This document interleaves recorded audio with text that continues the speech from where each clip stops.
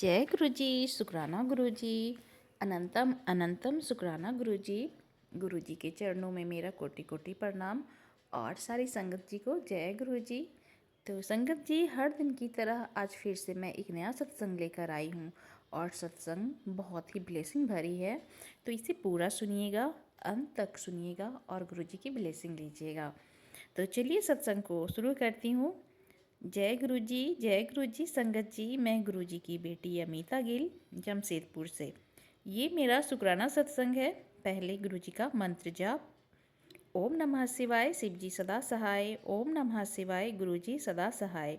संगत जी, गुरु जी का रोज़ मैसेज आ रहा था कि तेरे शुक्राने का इंतज़ार कर रहा हूँ, शुक्राना कर, फिर देख तेरे सारे काम बन जाएंगे।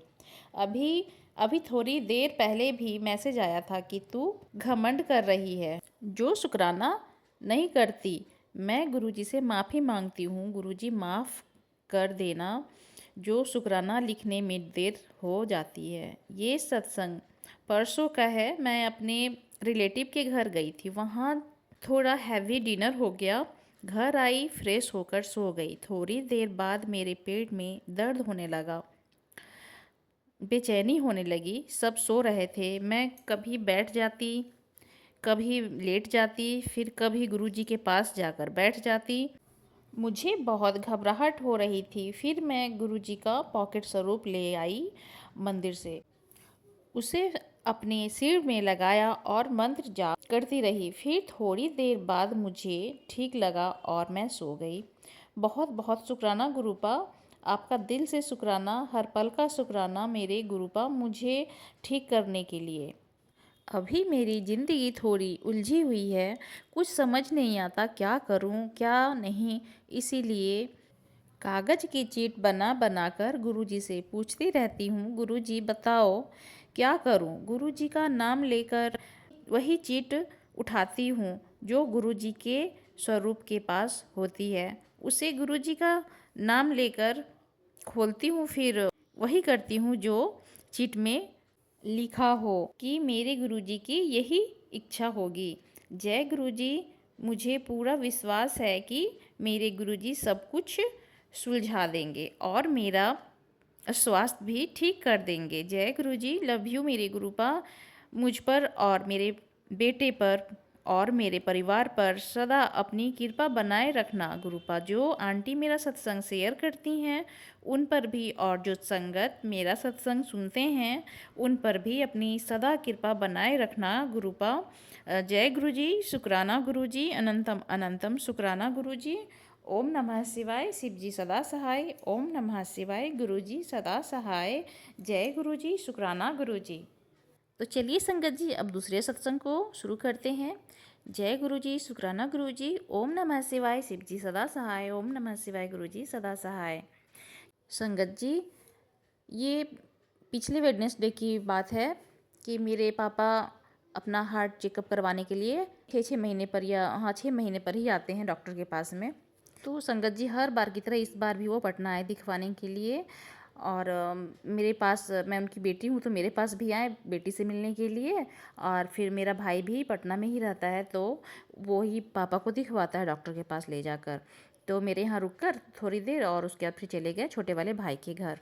तो जब वहाँ गए तो डॉक्टर के पास गए, उनका नंबर लगा तो रिपोर्ट गुरुजी की कृपा से बहुत ही अच्छी आई। डॉक्टर साहब ने बोला कि अब आपको 6 महीना पर आने की ज़रूरत नहीं है, आप 1 साल के बाद आइएगा। उनका सब रिपोर्ट बहुत ही अच्छा था गुरुजी की कृपा से। गुरुजी ने ही उन्हें न्यू लाइफ ब्लेस की है। तो बहुत मैं शुक्राना करती हूँ अपने पापा के लिए भी कि गुरुजी ने मेरे पापा को भी ब्लेस किया है। और ये भी मैसेज आया था कि तो अपने पापा को मैसेज भेज देना, तेरे पापा को मैं ब्लेस कर रहा हूँ, उनकी बीमारी को ठीक कर रहा हूँ। तो सब गुरुजी की कृपा है कि मेरे पापा अब पहले से बहुत ही अच्छे हैं और ठीक है, और रिपोर्ट भी बहुत ही अच्छी आई है। तो संगत जी, जब मेरे पापा रात में दिखा कर आते हैं, उसकी मतलब कि रात में ही सब लोग खाते पीते हैं, तो मेरी मम्मी की जो आदत है ना, वो रात में जब सोती हैं तो सत्संग सुनती हैं लगाकर। तो मेरी मम्मी ना सत्संग सुन रही थी गुरुजी का। तो उसमें जो ऊपर का जो हेडलाइंस होता है उसमें था कि तू सुबह बिल्कुल नहीं उठना, मतलब कि जो सुबह का टाइम होगा ना तो बहुत मॉर्निंग में भोर में मत उठना, नहीं तो तुझे सोचना पड़ जाएगा। तो संगत जी, मेरी मम्मी सत्संग सुनी और फिर उतना ध्यान नहीं दी। कि चलो ऐसा ही मैसेज है तो मैं तो सुबह लेट से ही उठूँगी, क्योंकि सुबह उठ के ज़्यादा भोर में मैं क्या करूँगी।